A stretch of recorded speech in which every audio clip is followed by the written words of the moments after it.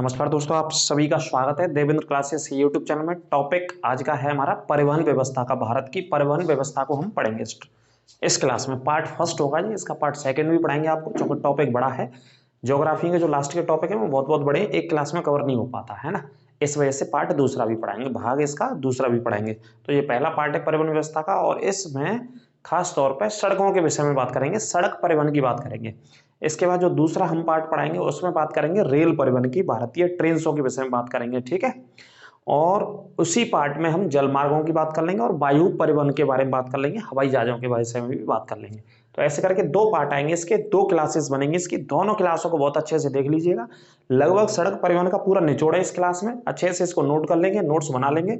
सड़कों से संबंधित या सड़कों के किलोमीटर की रेंज से संबंधित या राज्य मार्गों में या राष्ट्रीय मार्गों से संबंधित जो भी प्रश्न बनने की संभावना होगी या जो प्रश्न बन चुके हैं पुरानी परीक्षाओं, वो सारे प्रश्न मैंने इस क्लास में आपके लिए पूरा निचोड़ रखा है। तो क्लास में अंत तक बने रहेंगे और अपने दोस्तों के मित्रों के साथ शुरू में ही क्लास को शेयर कर देंगे। शेयर करने का काम सबसे पहले किया करें, उसके बाद आप पढ़ा करें। पढ़ने के लिए तो मैं क्लास आपके लिए पढ़ा ही रहा हूँ, ठीक है। तो शुरू करते हैं, चलिए अंत तक बने रहेंगे क्लास में। तो परिवहन व्यवस्था को देखते हैं, हेडिंग डाल लीजिए सड़क परिवहन इस क्लास का। सेकंड में ट्रेन के बारे में, जल मार्गों के विषय में बात करेंगे। तो देखिए टॉपिक परिवहन व्यवस्था है, भूगोल का टॉपिक काफी इंपॉर्टेंट है। इस परिवहन वाली व्यवस्था में आप समझ रहे हैं परिवहन कितने प्रकार से होता है। तो देखो, एक जल मार्ग होता है, नदियों के माध्यम से होता है, ठीक है। समुद्रों को भी पढ़ लेंगे, उसमें बंदरगाहों के माध्यम से भी पढ़ लेंगे हम, है ना। तो जल मार्ग में नदियों को पढ़ा जाता है और समुद्रों में बंदरगाहों को पढ़ा जाता है, ये तो जल मार्ग हो गया। सड़क परिवहन आप जानते हैं, जैसे आप सड़क पर यात्री चलते हैं और माल को भी इधर से उधर आयात निर्यात किया जाता है, आवागमन होता है ना। माल को ढोया जाता है गाड़ियों के माध्यम से, ट्रकों के माध्यम से, तो उसे पढ़ते हैं हम सड़कों के माध्यम से।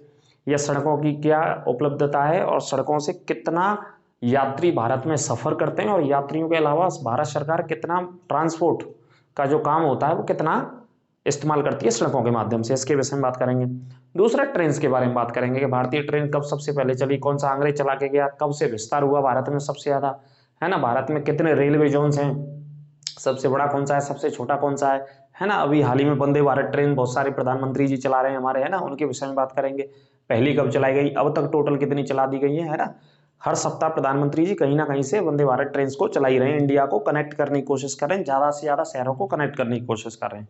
तो परिवहन में पानी के परिवहन मार्ग को, जल मार्ग को पढ़ेंगे, सड़कों के मार्ग को पढ़ेंगे, वायु परिवहन को पढ़ेंगे, इन सारे परिवहनों को पढ़ेंगे। तो आज की क्लास में सड़क वाली व्यवस्था, तो सड़कों को देख लेते हैं सबसे पहले, है ना।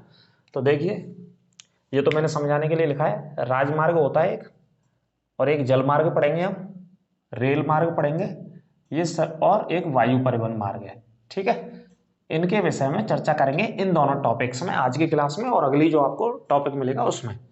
तो एक राजमार्ग हो गया, राजमार्ग का मतलब सड़कें हो गई।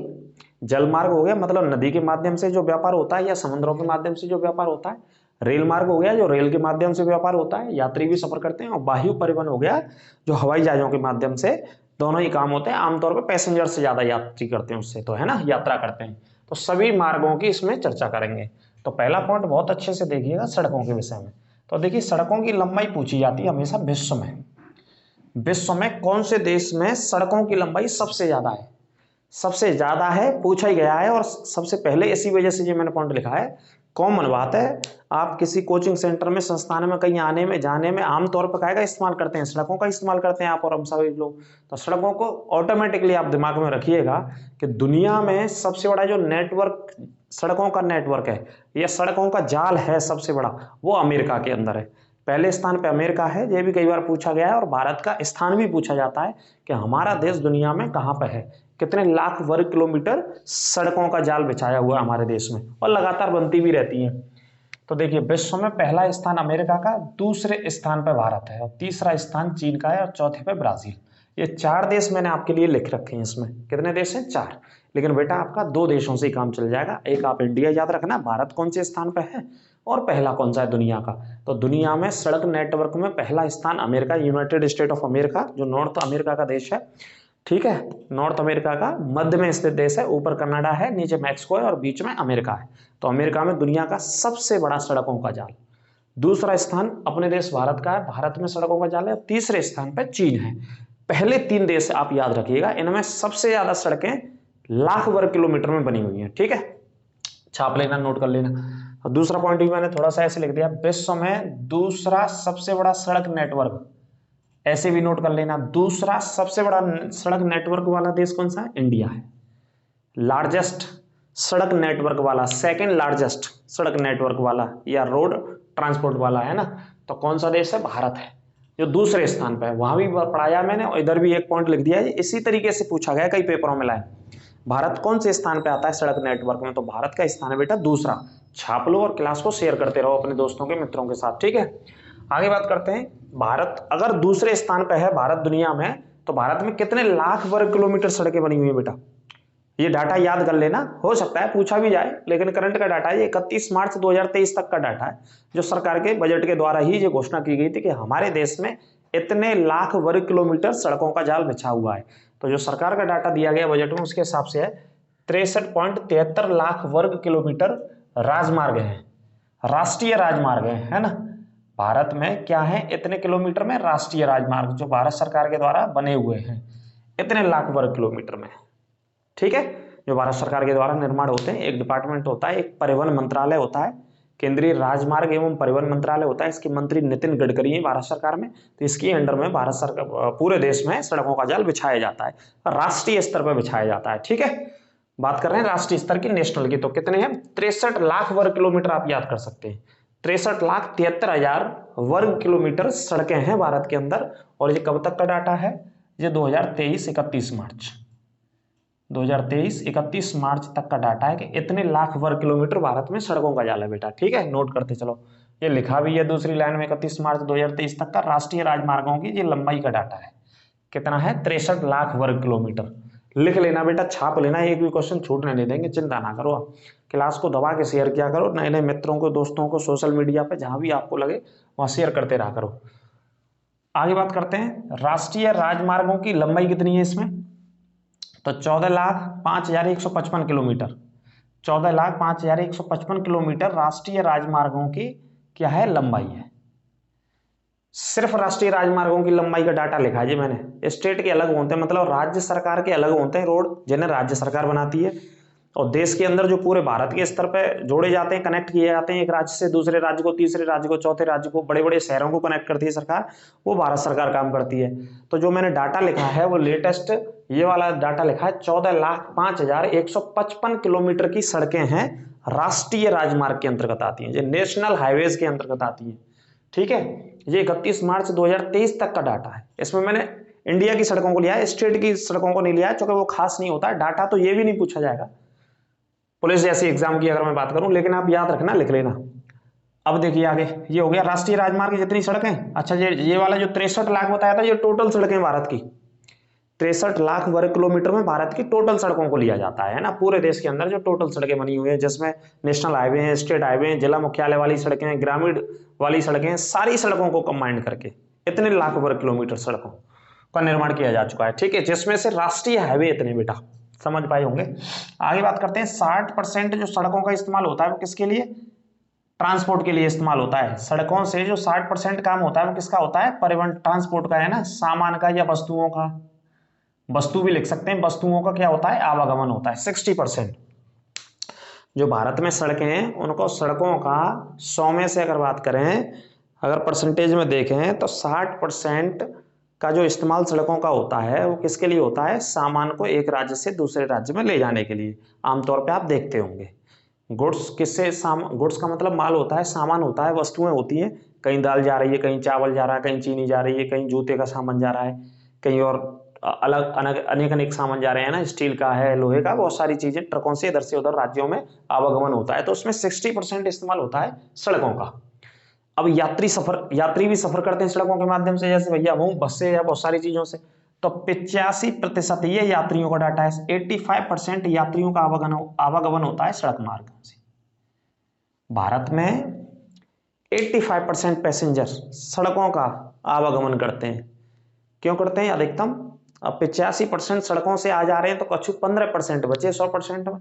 भैया 15% जो आदमी इतना भी हवाई जहाज जानते जा रहे होंगे, इतने आदमी ने कहा बहुत अमीर है भारत में, बाकी की आप कह सकते हैं एक तरीके से बिलो पॉवर्टी लाइन या एक मध्यम परिवार वर्ग के हिसाब से ही जनता जीवन जी रही है भारत के भीतर।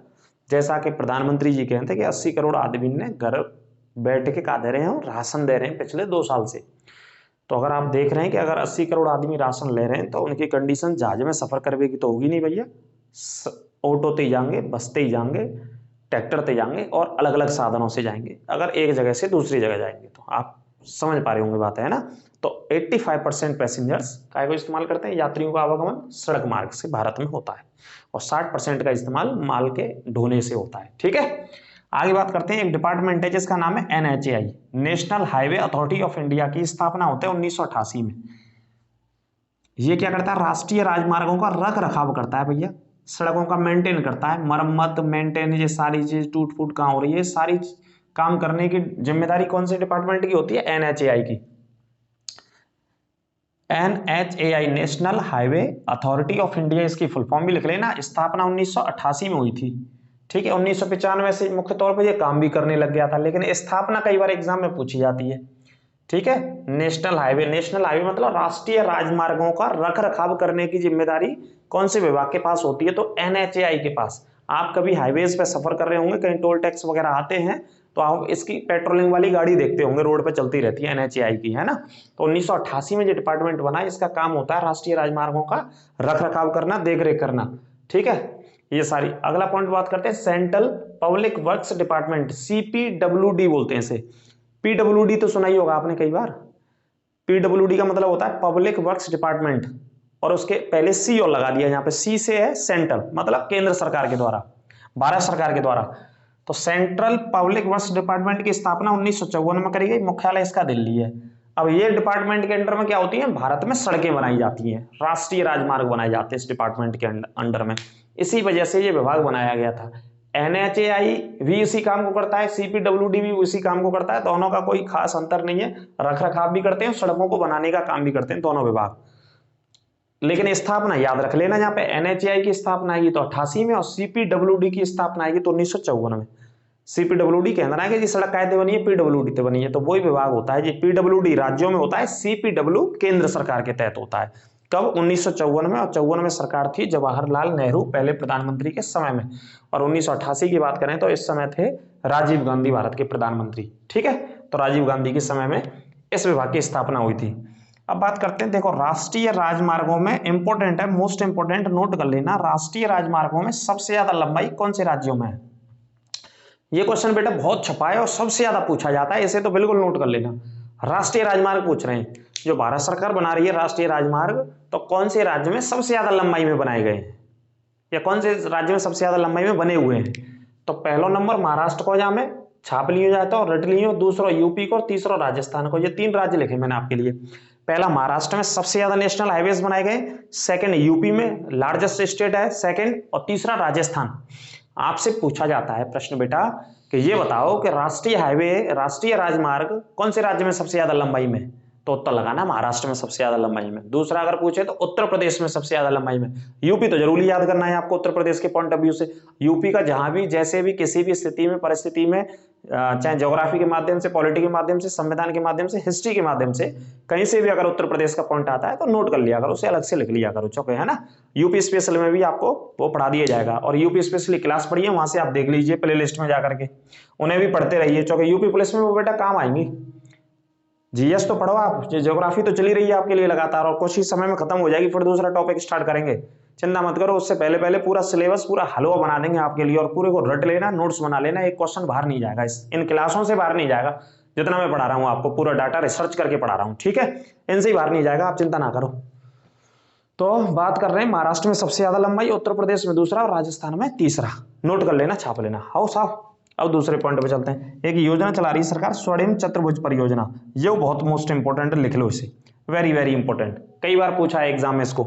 स्वर्णिम गोल्डन ट्राइंगल, चतुर्भुज इंग्लिश में ट्राइंगल बोल सकते हैं, तो हिंदी में स्वर्णिम चतुर्भुज परियोजना सरकार ने चलाई हुई है, 4 महानगरों को जोड़ती है। ये कितने महानगरों को जोड़ती है, 4 महानगरों को। तो पहला पॉइंट तो यही याद रखना है कि स्वर्णिम चतुर्भुज परियोजना किससे संबंधित है बेटा। जो क्लास को देखें ध्यान से नोट कर लेना, ठंडा पानी पीते रहो, आराम से नोट करते रहो, गर्मी ज्यादा है, बारिश कम पड़ रही है, पड़ जाएगी, दिक्कत ना लें, टेंशन ना लें। तो स्वर्णिम चतुर्भुज परियोजना 4 बड़े बड़े शहरों को जोड़ा सरकार ने इस परियोजना के माध्यम से। भारत के 4 महानगरों को जोड़ा। ठीक है, अब 4 महानगर कौन से हैं? तो भारत की राजधानी दिल्ली से कैसे जोड़ा? बंबई को, बंबई से कैसे जोड़ा? चेन्नई को, और चेन्नई से कैसे जोड़ा? कलकत्ता को। ये 4 महानगरों को इस परियोजना के तहत सरकार के द्वारा जोड़ा गया। स्वर्णिम चतुर्भुज परियोजना है ना, या गोल्डन ट्रायंगल प्रोजेक्ट भी इसे बोल देते हैं। ठीक है, इस पॉइंट को आप याद रखना। ट्रायंगल सॉरी त्रिभुज होता है ना, उसे नहीं बोलेंगे इंग्लिश में, तो आप हिंदी में याद रखना इसे चतुर्भुज के नाम से। अगर चतुर्भुज आ जाता है और आगे स्वर्णिम आ जाता है तो याद रखिए 4 महानगर तो आएंगे या नहीं आएंगे, लेकिन आपसे यह पूछा जाएगा कि किससे संबंधित है, कौन से परिवहन से संबंधित है, जल मार्ग से संबंधित है या राजमार्ग से संबंधित है या वायु परिवहन से संबंधित है। तो उत्तर लगाइए राजमार्गों से, राष्ट्रीय राजमार्गों से, है ना। तो दिल्ली से शुरू होता है, राजनीतिक राजधानी से भारत की, प्रधानमंत्री, राष्ट्रपति, संसद भवन सब यहीं पे, उपराष्ट्रपति। आर्थिक राजधानी जाता है बंबई तक, और बंबई से जाता है दक्षिण में जो राजधानी है चेन्नई तक जाता है। ठीक है, और चेन्नई से जाता है जो हमारी पूर्व में राजधानी बंगाल की है कलकत्ता तक। इन 4 शहरों को ये परियोजना जोड़ती है, नोट कर लेना चारों शहरों को। और किलोमीटर इसका 5846 वर्ग किलोमीटर में ये परियोजना है, जो चारों शहरों को मिला के किलोमीटर बैठता है। कितना बेटा किलोमीटर बैठता है? 5846, 46 किलोमीटर। ठीक है, चारों शहरों को जोड़ता है इतना किलोमीटर। आगे बात करते हैं राजकीय। अब देखो शब्द आ गया राजकीय, जी राष्ट्रीय नहीं है। राजकीय समझ रहे हैं, राजकीय मतलब राज्य की बात है रही है। अब क्या की बात है रही है? राज्य की बात है रही है, ध्यान रखना। अभी तक राष्ट्र की बात कर रहे हैं, देश की बात कर रहे हैं, और राज्य की बात करेंगे। तो राजकीय राजमार्गों में राज्यों की राजधानी से जिला मुख्यालयों को जोड़ा जाता है। जैसे राज्य की राजधानी क्या हो गई हमारी? लखनऊ। तो लखनऊ से जो रोड निकल रहे होंगे वो इधर उधर वो जिलों को जोड़ रहे हैं आपस में, जिला मुख्यालयों को जोड़ रहे हैं। जिला मुख्यालय का मतलब होता है यहाँ डीएम, एसपी, प्रशासनिक अधिकारी बैठते हैं, प्रशासन को चलाने वाले बैठते हैं किसी भी जिले में। तो राजकीय मार्ग राज्य सरकार के अंतर्गत आते हैं। कौन से मार्ग? राजकीय मार्ग राज्य सरकार के अंतर्गत। और जो राजधानियों से किसको जोड़ते हैं? जिला मुख्यालयों को जोड़ते हैं, जहां जहां प्रशासनिक अधिकारी बैठते हैं। ठीक है, अब बात करते हैं प्रांतीय राजमार्गों में सर्वाधिक लंबाई कौन से राज्यों की है? प्रांतीय, प्रांत का मतलब राज्यों में बात आएगी। अब कौन से राज्य में सबसे ज्यादा सड़क बनी हुई है? ठीक है, तो इसमें भी पहला स्थान कौन से राज्य का? महाराष्ट्र का, प्रांतीय राजमार्गों में। दूसरा कर्नाटक में, और तीसरा गुजरात। जो डाटा है, हो सकता है थोड़ा सा डाटा 21-22 का डाटा लिया हुआ है, ये मैंने कुछ 2023 के भी लेटेस्ट पॉइंट है इसमें, लेकिन आपको यही मिलेगा आपको, है ना। तो प्रांतों में सबसे ज्यादा लंबाई वाला राज्य कौन सा है? महाराष्ट्र है, और दूसरा कर्नाटक है, और तीसरा गुजरात है। राष्ट्रीय राजमार्गों में भी पहले स्थान पे महाराष्ट्र है, लेकिन यहाँ पे यूपी दूसरे स्थान पे, और तीसरे पे राजस्थान। और राज्यों में स्पेशल बात करें तो कौन से राज्य में अपनी सड़कें सबसे ज्यादा बनाई है राज्य सरकार ने? तो महाराष्ट्र में सबसे ज्यादा बनाई है। दूसरे स्थान पे सिलिकॉन स्टेट बोलते हैं कर्नाटक को, और तीसरे स्थान पे गुजरात है, पश्चिमी भारत का राज्य, जो बहुत सारे बंदरगाहों के लिए जाना जाता है, कपास के लिए जाना जाता है, कपड़ों के लिए जाना जाता है, उद्योगों के लिए जाना जाता है, साड़ी के लिए जाना जाता है, बहुत सारी चीजों के लिए जाना जाता है। अब बात करते हैं 1960 में सीमा सड़क संगठन की स्थापना की गई। सीमा सड़क संगठन क्या करता है? सीमाओं पे सड़कें बनाता है सेना के लिए। बीआरओ बोलते हैं इसे, बॉर्डर रोड ऑर्गेनाइजेशन। ठीक है, 1960 में सीमा सड़क संगठन, इसे भी नोट कर लेना। अब आगे बात करते हैं शेरशाह सूरी का नाम आपने सुना होगा। शेरशाह सूरी सूरवंश का एक शासक था जिसने बिहार पे शासन किया था। बिहार पे इनके पिताजी ने भी शासन किया था। तो शेरशाह सूरी से एक प्रश्न कई बार आता है कि जीटी रोड का निर्माण किसने कराया था? ग्रांड ट्रक रोड का निर्माण, बेटा छाप लो ऊपर, ग्रांड ट्रक रोड का निर्माण शेरशाह सूरी ने कराया, या मरम्मत शेरशाह सूरी ने कराई, ऐसा इतिहास में पढ़ते हम आ रहे हैं। शेरशाह सूरी का शासनकाल उस समय था जब वो हुमायूं शासन कर रहा था। बाबर आया था 1526 में, 4 साल तक जीवित रहा बाबर। 1530 में आगरा में मृत्यु हो गई इसको, रामबाग में दफनाया गया, आरामबाग में दफनाया गया। आरामबाग से फिर उसकी अस्थियों को ले जाकर के अफगानिस्तान की राजधानी काबुल में दफनाया गया। 3 ऐसे मुगल शासक हैं जिनकी मृत्यु भारत में हुई, लेकिन इनको बाद में कहां दफनाया गया? इनके चुने हुए स्थान पर। कि भैया पहले बोल के गए कि हम मर जाए तो भैया हमारे गांव में, हमारी जगह ही ले जाइए, हमारी मट्टी में ले जाइए। ऐसा हो तो बहुत सारा है ना। तो 3 मुगल शासक, जितने भी मुगल शासक आए, तीनों में सबसे पहला अफगानिस्तान में था। ठीक है, दूसरा जहांगीर की जो कब्र है, जो मजार है, जो समाधि है, कुछ भी बोल लीजिए, वो लाहौर में स्थित है जहांगीर की। तीसरे की बात करें तो बहादुर शाह जफर द्वितीय, इसकी जो समाधि है वो स्थित है म्यांमार में। कहां पे स्थित है? बर्मा में या म्यांमार में। तो 3 शासक ऐसे हैं जिनकी इंडिया से बाहर है, और सभी शासकों की भारत के कहीं ना कहीं कब्र या समाधि अलग अलग शहरों में। जैसे शाहजहां की आगरा में, अकबर की भी सिकंदरा आगरा में, जैसे हुमायूं की बात करें तो दिल्ली में, ऐसे अलग अलग शासकों की, औरंगजेब की बात करें तो औरंगाबाद में, है ना। तो लगभग शासकों की भारत के अलग अलग शहरों में। तो शेरशाह सूरी शासन में था उस समय बिहार में जब दिल्ली पे हुमायूं शासन कर रहा था, ये बताना चाह रहा हूं मैं। कौन शासन कर रहा था? हुमायूं। हुमायूं किसका बड़ा पुत्र था? बाबर का सबसे बड़ा पुत्र था। बाबर के 4 पुत्र थे, चारों पुत्रों में उत्तराधिकारी के लिए वो हुमायूं को चुन के गया। हुमायूं गद्दी पर बैठा। हुमायूं जब शासन कर रहा था तो उसी समय बिहार में था ताकतवर शासक सूरवंश का शेरशाह सूरी। सूरवंश का था ये। शेरशाह नाम पड़ा था कि जंगल में इसने एक अपने उसके दौरान, शिकार के दौरान शेर को मार दिया था। शेर की शिकार करी थी, ऐसा कहा गया इतिहास में। उस आधार पर इसका नाम क्या पड़ा? शेर खां नाम पड़ा। शेर खां की उपाधि भी इसने धारण करी थी बाद में। तो हुमायूं को इसने 2 बार हराया और भारत से बाहर भगाया, और फिर जो कुछ समय के लिए दिल्ली पर शासन में बैठ गया था, मुगलों को हटा करके, हुमायूं को हटा करके। तो जीटी रोड का निर्माण, सड़कों का निर्माण, सड़क में खासतौर पे जीटी रोड, इसे बोलते हैं ग्रांड ट्रक रोड का निर्माण शेरशाह सूरी को श्रेय जाता है। नोट कर लेना। किसको? शेरशाह सूरी को। अभी बताएंगे कौन कौन से हैं। तो आगे देख लेते हैं जब तक सड़क परिवहन मंत्रालय। देखो भाई, सड़क परिवहन मंत्रालय, इसी के मंत्री कौन है? नितिन गडकरी जी। नोट कर लेना, मंत्री भी नितिन गडकरी जी है। इसकी स्थापना, इसका गठन कब हुआ? 2009 में जब मंत्रालय बनाया गया। रेल का क्वेश्चन लिख दिया बीच में मैंने। रेल नेटवर्क में विश्व में भारत का 4था स्थान है। इससे पहले 3 देश हैं दुनिया के। जलमार्ग नेटवर्क में भारत का विश्व में 7वां स्थान है। जलमार्ग में जैसे नदियों के माध्यम से व्यापार होता है या बंदरगाहों के माध्यम से व्यापार होता है, तो उसमें 7वें स्थान पे दुनिया में भारत। और रेल के नेटवर्क में कि रेलवे लाइन कितनी बिछी हुई है हमारे यहाँ, कितने 1000 किलोमीटर में या लाख किलोमीटर में, ऐसे में 4थे स्थान पे 3 देश और बड़े हैं। अमेरिका है, चाइना है, रसिया है। ये देश पहले आएंगे भारत से, ठीक है। उसके बाद भारत का स्थान आएगा 4था रेल के नेटवर्क में। जलमार्ग में 7वें स्थान पर भारत, ऐसे ये भी छाप लेना। अब आगे बात करते हैं विश्व का सबसे लंबा रेलवे प्लेटफॉर्म। अभी हाल ही में बनाया गया, इसका उद्घाटन भी प्रधानमंत्री मोदी जी के द्वारा किया गया। तो विश्व का सबसे लंबा रेलवे प्लेटफॉर्म कहां पे बनाया गया? कर्नाटक के हुबली शहर में। इसे तो नोट कर लेना, ये तो करंट अफेयर्स का ही क्वेश्चन है। कर्नाटक के हुबली शहर में सबसे लंबा रेलवे प्लेटफॉर्म बनाया गया। और इससे पहले गोरखपुर वाला था, इससे पहले था गोरखपुर वाला, अब गोरखपुर आ गया दूसरे स्थान पर।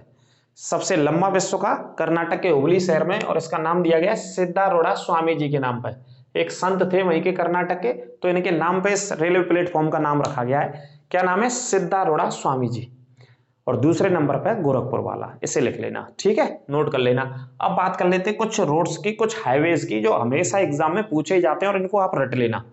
सड़कों पर यात्रा करते हैं तो सड़कों को लॉजिकली भी आप कभी कहीं यात्रा कर रहे हैं तो थोड़ा सा देख भी सकते हैं कि क्या क्या नाम है उनके, लेकिन नहीं देखें तो आप क्लास से देख लो। NH1 और NH2, ये 2 सड़कें बहुत इंपॉर्टेंट सड़कें हैं, दोनों बहुत एग्जाम में पूछी गई हैं आज तक, और दोनों को याद रखना, कंठस्थ रखना बेटा।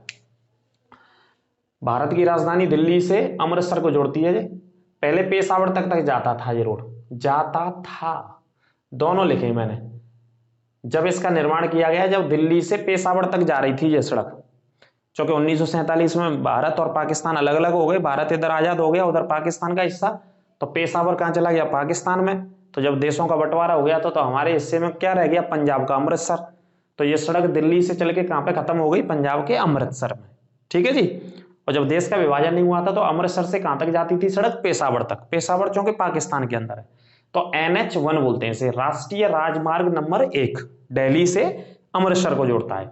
NH2 वाली जो सड़क है ये भी दिल्ली से ही है, दिल्ली से कलकत्ता को जोड़ती है।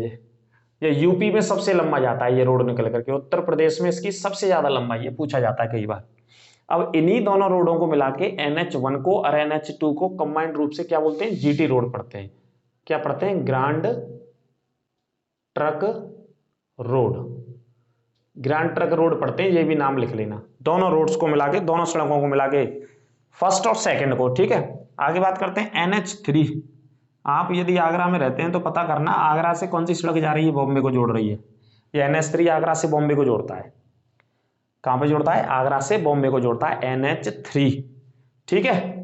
NH4 जोड़ता है ठाणे से चेन्नई को। बहुत सारे बालक तो जा पाते हैं कि डेली हमारे सेंटर में, ऑफलाइन सेंटर में आते होंगे, इसी हाईवे से होकर के आते होंगे, है ना, इसी हाईवे का इस्तेमाल करते होंगे हमारे सेंटर में आने के लिए, चूंकि वही होके ये सड़क जाती है जहाँ के बहुत सारे बालक आते हैं इधर, तो पता करिएगा बाल। तो NH4 की बात करें, ठाणे आपने सुना ही होगा, जिसमें पहली ट्रेन चली डलहौजी के शासनकाल में, ठाणे से चेन्नई को जोड़ता है ये। ठाणे कहाँ पे स्थित है? महाराष्ट्र में, ब्रैकेट में लिख लेना कहाँ पे है, ये महाराष्ट्र में। और सबसे ज्यादा जनसंख्या वाला जिला है ये भारत का।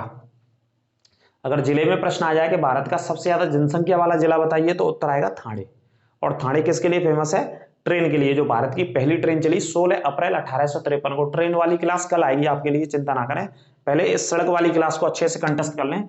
NH6 की बात करें तो हजीरा से कलकत्ता, हजीरा कहां पे, गुजरात में, गुजरात में स्थित है ये जगह, और यहां से कलकत्ता को जोड़ता है NH6। NH7 most important, very important, note कर लेना। NH7 वाराणसी से, यूपी के वाराणसी से कन्याकुमारी को जोड़ता है, जो कि कहां पे स्थित है, तमिलनाडु में, ठीक है। और इसकी किलोमीटर में लंबाई है 3745 किलोमीटर है। NH44 इसका नया नाम है। नया नाम क्या है इसका, NH44। बच्चों में कंफ्यूजन रह जाता है कि 44 लगाएं कि 7 लगाएं, तो नया नाम पेपर वाला दे देता है आजकल। NH7 का ही नया नाम क्या कर दिया, NH44, ये लिख लेना। ये किसे जोड़ता है, उत्तर से दक्षिण को जोड़ने वाला भारत का सबसे लंबा राष्ट्रीय राजमार्ग है। नोट करके लिखना, उत्तर से दक्षिण को जोड़ने वाला भारत का सबसे लंबा राष्ट्रीय राजमार्ग कौन सा है, NH44। और पुराना नाम था इसका NH7, जो कि बनारस से कन्याकुमारी तमिलनाडु तक जाता है, ठीक है। 3745 किलोमीटर इसकी लंबाई है। आगे बात करते हैं NH8 की।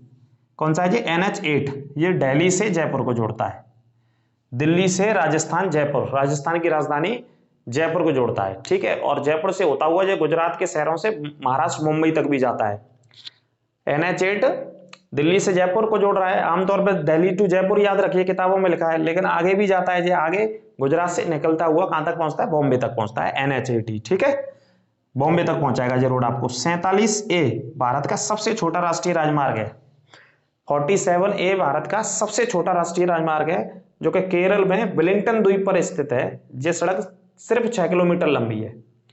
कितनी है, 6 किलोमीटर लंबी है। भारत की सबसे छोटी सड़क है ये राष्ट्रीय राजमार्ग में।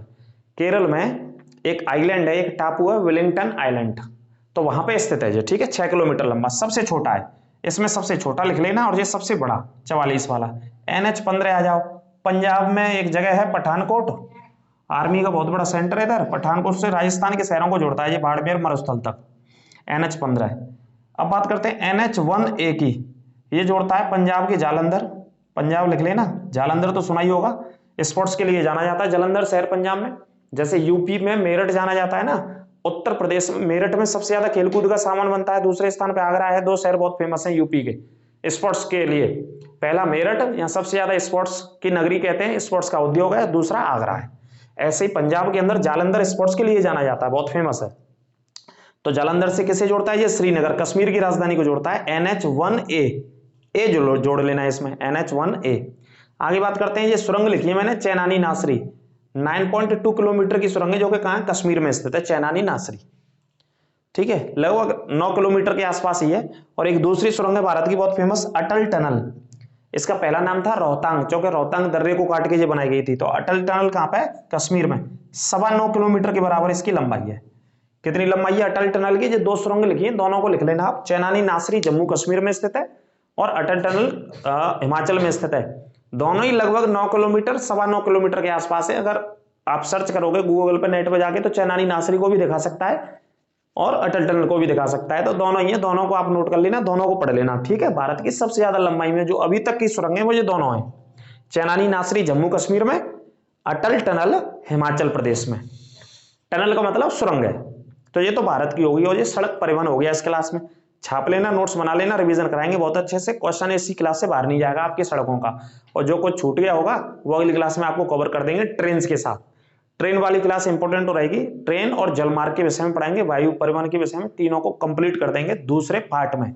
ये पार्ट था पहला पार्ट इसी का, ज्योग्राफी के अंदर ही आता है। भारतीय भूगोल में बेटा इसको पढ़ते हैं, भारत के परिवहन व्यवस्था को। परिवहन व्यवस्था मैंने बताया 4 प्रकार की परिवहन व्यवस्था होती है, और 4 प्रकार में से जो क्वेश्चन आते हैं मैं आपको बता दूं पेपरों में, वो 2 प्रकार से ही आते हैं। एक तो सड़कों के बारे में पूछ लेता है, और दूसरा ट्रेन के बारे में पूछ लेता है, बंदरगाहों के बारे में पूछ लेता है। बड़े बंदरगाहों की संख्या कितनी है, 13 है।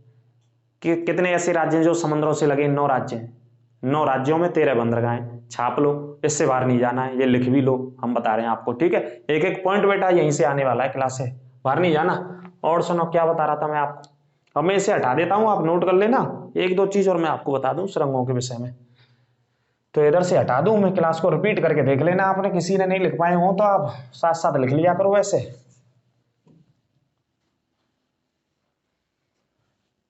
देखो विश्व की सबसे लंबी सुरंग आती रहती है कई बार,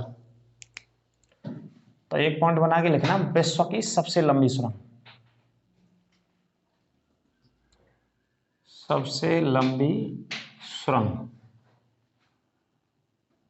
विश्व की सबसे लंबी सुरंग है ये गोथार्ड सुरंग है। कौन सी सुरंग है? गोथार्ड सुरंग, 57 किलोमीटर में। कौन से देश में? स्विट्जरलैंड में। देश का नाम लिख लेना, स्विट्जरलैंड में स्थित है। ठीक है। विश्व की दूसरे स्थान पर सबसे लंबी सुरंग, विश्व की दूसरी सबसे लंबी, अब ये दूसरे पे आएगी लेकिन पहले पे ही कई सालों तक ये वाली चौक ये बन गई स्विट्जरलैंड में। तो इस सुरंग का नाम है सीकान सुरंग। कौन सी सुरंग है? सीकान सुरंग है, और किलोमीटर में लंबाई है 53 किलोमीटर की। और कौन सा देश पढ़ेंगे? जापान। कौन सा देश पढ़ेंगे बेटा? जापान पढ़ेंगे। और जापान का पुराना नाम याद रखना, क्या बोलते हैं? निप्पन। जापान का पुराना नाम निप्पन। और निप्पन का क्या मतलब होता है? सूर्योदय का देश। क्या बोलते हैं? सूर्योदय का देश बोलते हैं जापान को। ठीक है। सबसे पूर्वी देश है विश्व का। कैसा देश है? पूर्वी। इस वजह से सबसे पहले क्या उदय होता है यहाँ पे? सूर्योदय होता है। और विश्व के सबसे ज्यादा क्या है यहाँ पे? ज्वालामुखी भी पड़ते हैं, जो कि उसी सेक्टर में आता है। किससे लगा हुआ है ये? प्रशांत महासागर से लगा हुआ देश है। कहाँ है इसकी कंडीशन? प्रशांत महासागर में। तो रिंग ऑफ फायर के ऊपर स्थित है ये देश, रिंग ऑफ फायर, आग का गोला।